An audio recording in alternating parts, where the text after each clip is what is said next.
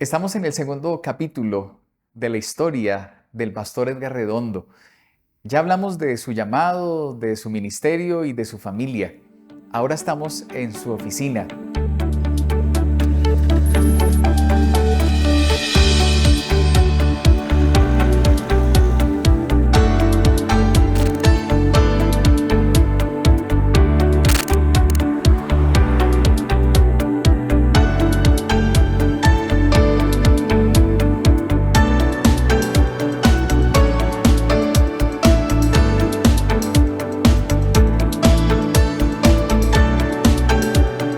Historias de la Vía.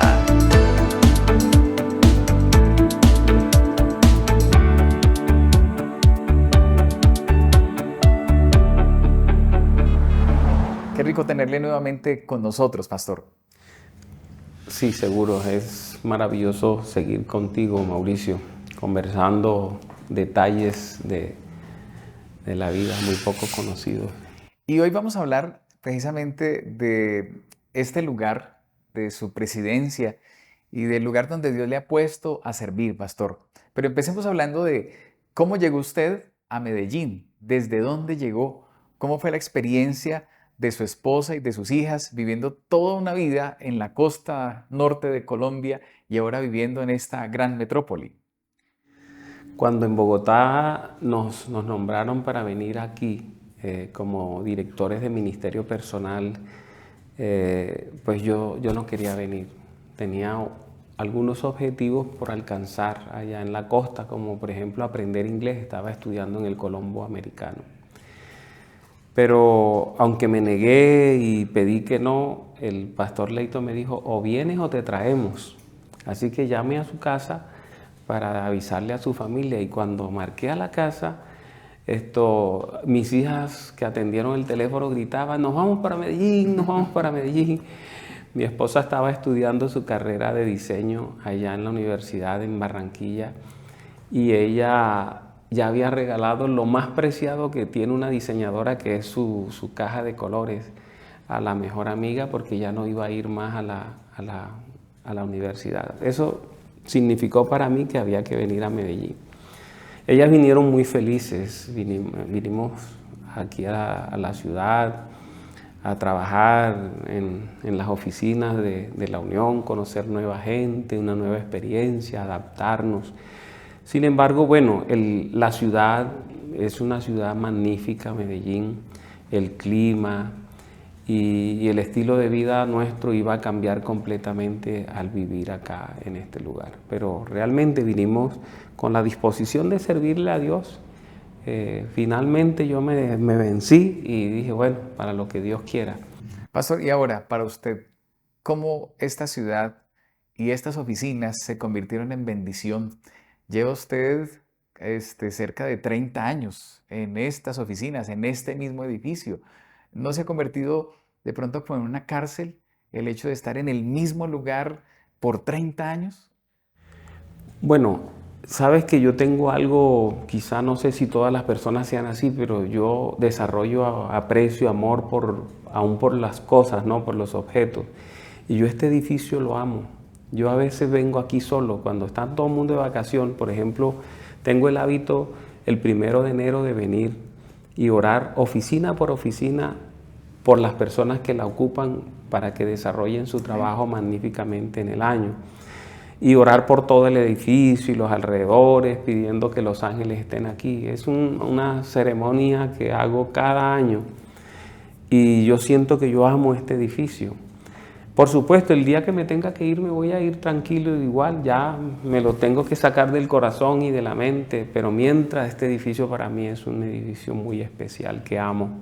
18 años sirviendo en el evangelismo y preparando laicos para la misión, y 12 años presidiendo a la Iglesia Adventista para el norte de Colombia desde esta oficina.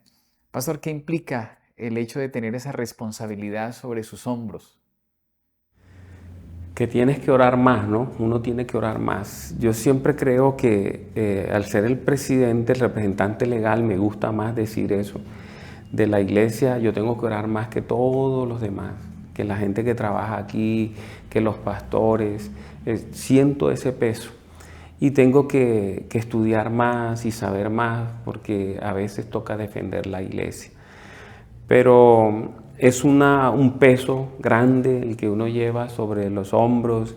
Uno siente que a veces lo agobia, que te resta fuerzas, que te quita las energías. Y bueno, la gente tiene que haberse dado cuenta, mi cabello, que también lo envejece a uno.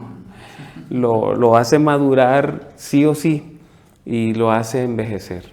Pastor, ¿y qué es lo más difícil de ser presidente? Tomar decisiones que afecten la vida de otras personas, eso es lo más duro de esta responsabilidad.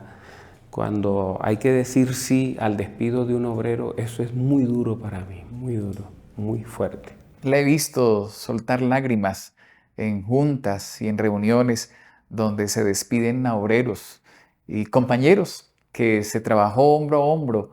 De verdad es muy difícil para usted. Muy duro. Pienso siempre, hay una esposa, la mayor parte de las veces hay hijos, hay una inversión grande que ese hombre ha hecho para prepararse para servirle a Dios y por alguna circunstancia de la vida, a veces cosas pequeñas pero que afectan a la iglesia, esas personas se tienen que ir y no puedo dejar de sentir dolor al tomar una decisión de esa. Pastor, la iglesia en Colombia puede decir que Dios lo usó a usted en un papel muy importante como pastor, como líder, como guía de la iglesia en el tiempo de pandemia. Mientras creíamos que el desenlace que hoy día Dios nos ha mostrado es un desenlace lleno de esperanza y positivo, en el momento cuando nos encierran, usted tomó un papel muy importante. Hablemos de eso, de ese momento de pandemia, usted como representante y como líder y pastor de esta iglesia en Colombia.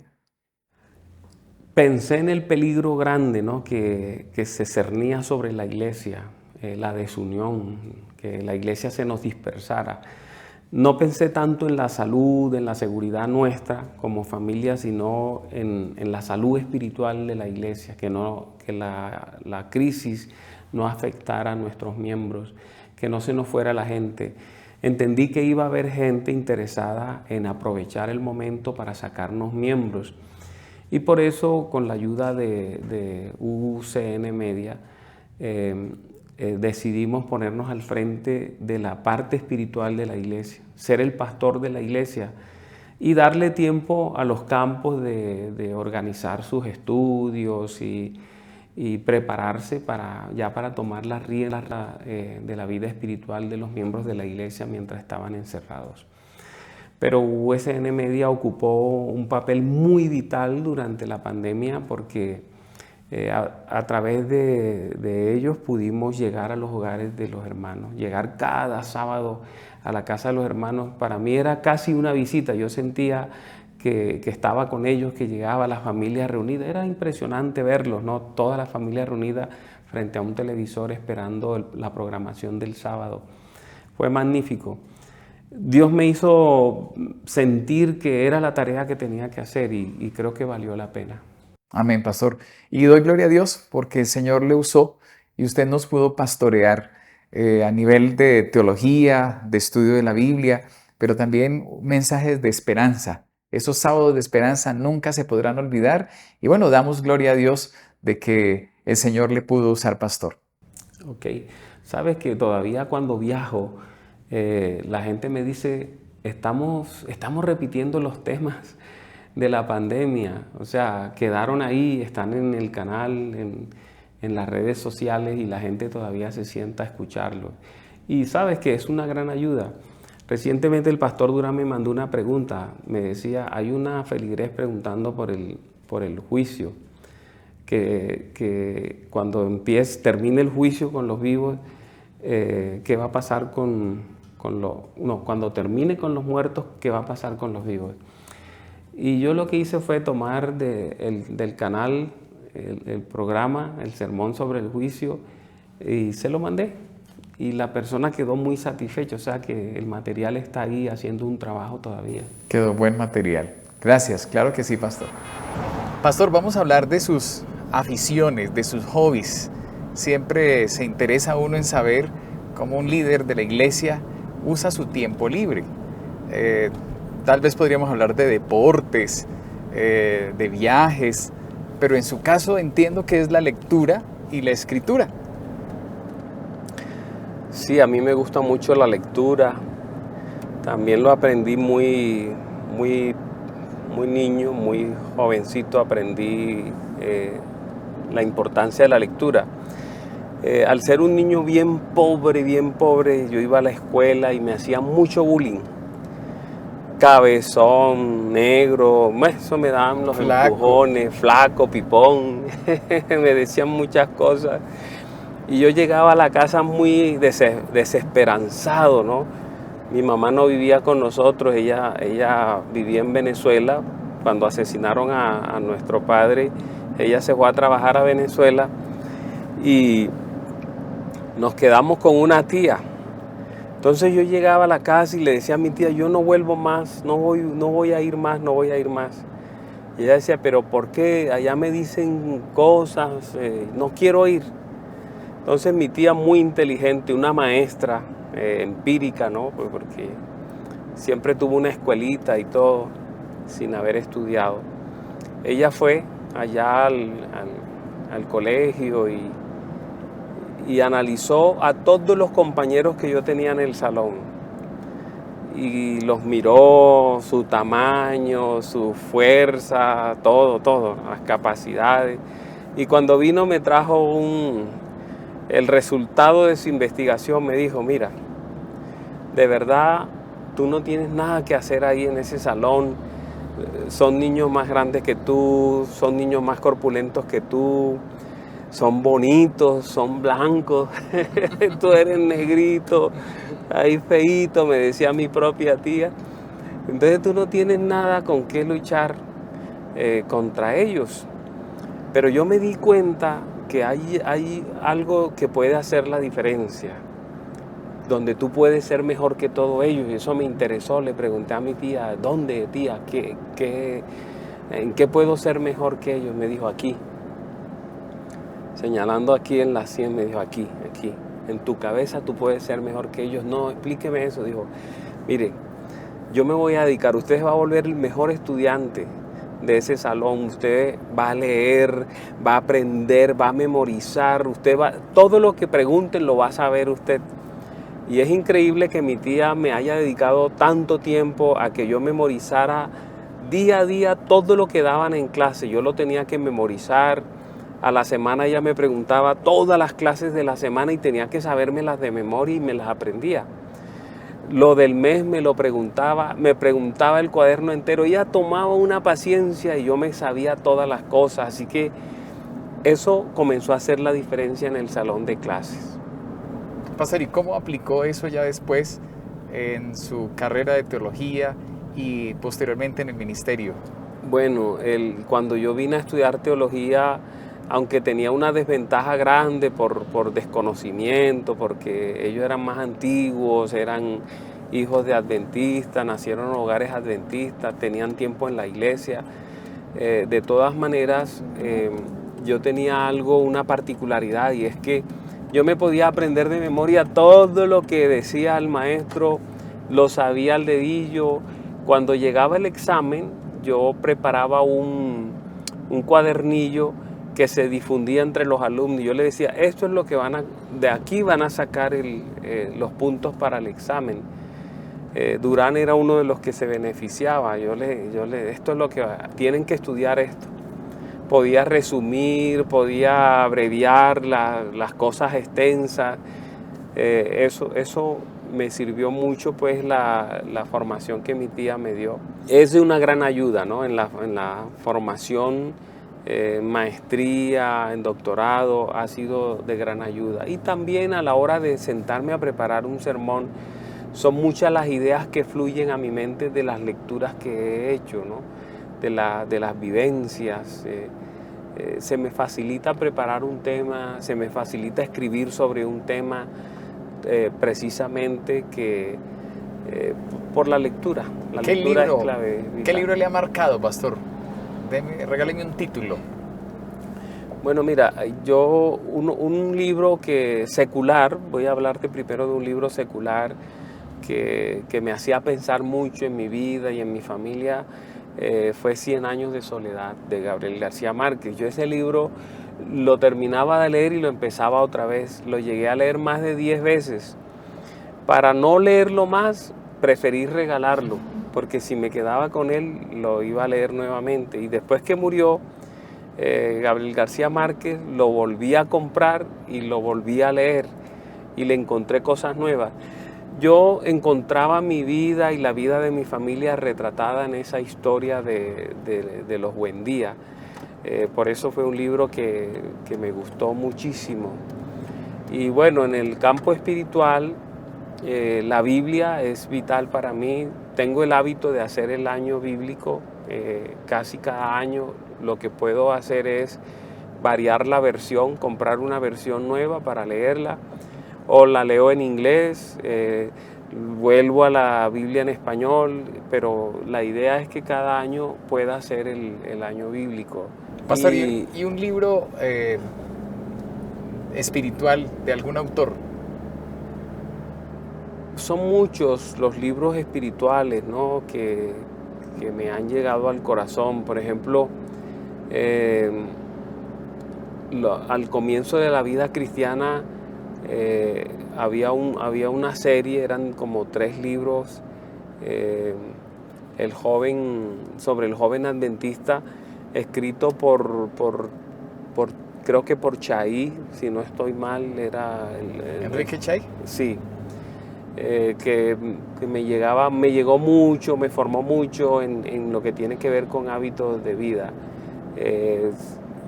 Creo que era Vida Triunfante, algo así, ¿no? No recuerdo exactamente el título, pero sí fue un libro que marcó bastante mi vida, en lo que tenía que ver con cómo te vistes, cómo te organizas, así más o menos. Pastor, un resultado natural de la lectura será escribir, digo yo. Creo que eso le motivó a usted a escribir. ¿Cómo va en esa nueva carrera de escribir, pastor? Bueno, la persona que quiere escribir debe leer. Las dos cosas están ligadas. Cuando uno escucha charlas de grandes escritores, que me gusta oír a veces a los escritores cuando dan sus charlas, siempre les he escuchado decir que su vocación de escritor la adquirieron como lectores, leyendo. Eso los llevó a escribir. Cuando tú lees bastante, tienes muchas ideas para desarrollar y para plasmar en un escrito. Así que sí tiene que ver mucho, ¿no? La escritura tiene que ver mucho con la lectura. Pastor, leímos su matinal para jóvenes. Gracias por ese contenido y las lecciones que nos dejó diariamente. Adelántenos un poquito de su próximo proyecto. ¿Qué vendrá? Tengo una carpeta en mi computador de proyectos, ¿no?, de libros que quiero escribir en un futuro. Ahorita estoy trabajando en dos materiales que voy a entregar bueno, me lo pidió México, Gema Editores, pero al conversar con Cristel de IADPA, ella dijo: ¿cómo es posible que usted va a entregar un material a una casa editora que, aunque es una casa editora adventista, no es la nuestra, que la que le sirve a Colombia, ¿no?, que es IADPA? Las dos son de la división interamericana, Gema y IADPA, pero IADPA le sirve a todo el territorio de la división menos a México. Gema le sirve a México. Entonces estoy preparando la continuidad de ese librito que publicó Gema, que Sermones para toda ocasión. Ahora que me encontré con el director de Gema, me dijo: mira, ese libro se ha vendido tanto y lo piden tanto que nos tocó hacer un nuevo tiraje, acaban de hacer un nuevo tiraje. Y yo le hablé que estaba organizando dos tomos más de ese material, y me dijo: lo necesitamos urgente. Pero me acaba de decir Cristel que que lo comparta con ellos en Yadpa. De todas maneras, esas dos casas se colaboran y aunque lo entregue a una, finalmente ella comparte con la otra, ¿no? Así que estoy trabajando ese material. Son 2 libros de sermones como una continuidad del libro Sermones para toda ocasión. Pero tengo en mente preparar un material sobre la ciudad. A mí me encanta el tema del trabajo en la ciudad, el evangelismo en la ciudad. Misión urbana. La misión urbana, y he estado guardando material y con la idea de al retirarme escribir algo, ¿no?, sobre eso, porque sé que va a ser de mucha utilidad para la iglesia. De hecho, el futuro de las iglesias está en las ciudades. Pastor, gracias por su aporte a la iglesia como tal, a través de sus escritos. Seremos fieles lectores y bueno, seguiremos con estas lecciones en la vía. Pastor, después de recorrer más de 40 años, no solamente en ministerio, sino también antes, llegamos como al final, no de su historia, todavía falta mucho por escribir. ¿Cómo se visualiza en unos años, Pastor? Bueno, mira, Mauricio, en 3 años, cuando termina este periodo de la iglesia, yo me voy a retirar. Es el anhelo que tengo y mi familia también. Pero vamos a hacer una tarea diferente para la iglesia, porque nosotros nos debemos a la iglesia. Y estoy pensando en prestarle muchos servicios a los pastores como personas. Por eso estoy estudiando coaching, mentoría, con la intención de ser un consejero constante, permanente para los ministros que vienen en formación. Y aparte de eso, ¿quiere seguir usted escribiendo como ya lo ha hecho, leyendo? ¿Cuál es su hobby? Puedo escribir ahora más porque voy a tener libertad, más libertad. Por ejemplo, la matutina la escribí fue en las madrugadas, ¿verdad? Pero ahora voy a tener más tiempo para escribir. Ese es el plan, poder brindarle a la iglesia cosas, ¿no?, para su crecimiento. Mi hobby es la lectura. Eso más que un hobby es casi un vicio. Tengo como meta cada año leer 50 libros y me encanta, o sea, es un deleite para mí. Leo en todo momento, leo un capítulo del libro de turno en la madrugada, leo uno al acostarme, leo cuando estoy en el aeropuerto, en el avión, todo el tiempo estoy leyendo. A veces mi esposa dice, para ti no existen sino los libros, pero la responsabilidad me lleva a ser así, ¿no? A tener que leer para poder brindarle a la iglesia conocimiento y para poder defender la iglesia cuando toca. Pastor, ¿se siente satisfecho con la historia de su vida? Satisfecho con el poder de Dios y ese poder milagroso de Dios, el poder transformador de Dios, el hecho de que Él me tomó de la calle y ha venido cambiando mi vida. Todavía le falta. Yo no sé toda la paciencia que Dios tiene conmigo, pero a Él le falta todavía un camino largo por recorrer. Pero yo me aferro a Él y siempre mi oración, una de mis oraciones permanente y favorita es no te des por vencido conmigo, no te dejes vencer, no permita que el enemigo gane en mi vida, pelee por mí, luche por mí. Eso se lo ruego siempre a Dios. Así que todavía tiene mucho por hacer, pero Dios ha hecho bastante en la vida mía y la de mi familia. ¿Cómo era ese poema de que Dios es un sabueso? Algo que usted alguna vez comentó. Hay un poema, ¿no?, escrito que se titula El sabueso celestial, para mostrar a un Dios que busca, que te persigue, que no te deja otro remedio sino que decirle, bueno, aquí estoy, ¿qué quieres conmigo?, ¿no? Y Dios ha sido así conmigo. Yo comencé a ver, hoy miro hacia atrás y veo señales que Dios estaba preparando para mí, que me tenía que atrapar.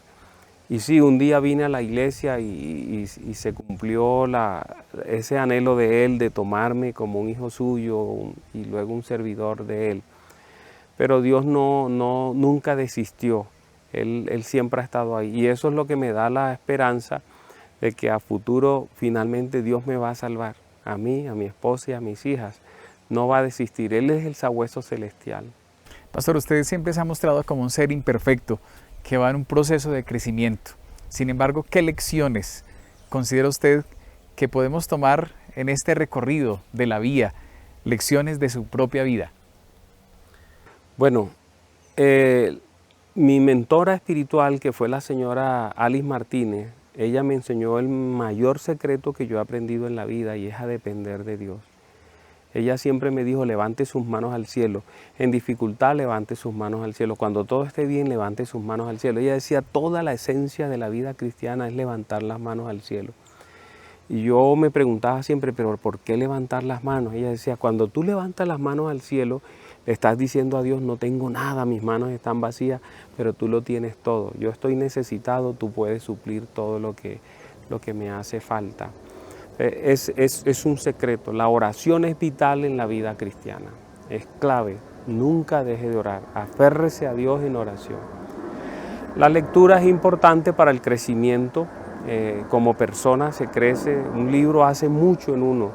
Un libro es ese amigo silencioso, pero que a la vez te habla a ti, a tu vida, a tu corazón, y te ayuda a crecer y a transformarte. Y yo siento que si he tenido ventajas en la vida hacia otras personas, que no me gusta estar por encima de nadie, es la lectura. La lectura me ha dado la posibilidad de tener ventajas sobre muchas otras personas en muchos aspectos. Así que ore, lea bastante, lea.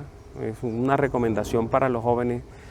Una persona que desde la juventud ama la lectura es una persona que va a crecer mucho, mucho, va a llegar lejos en su trabajo, en su profesión.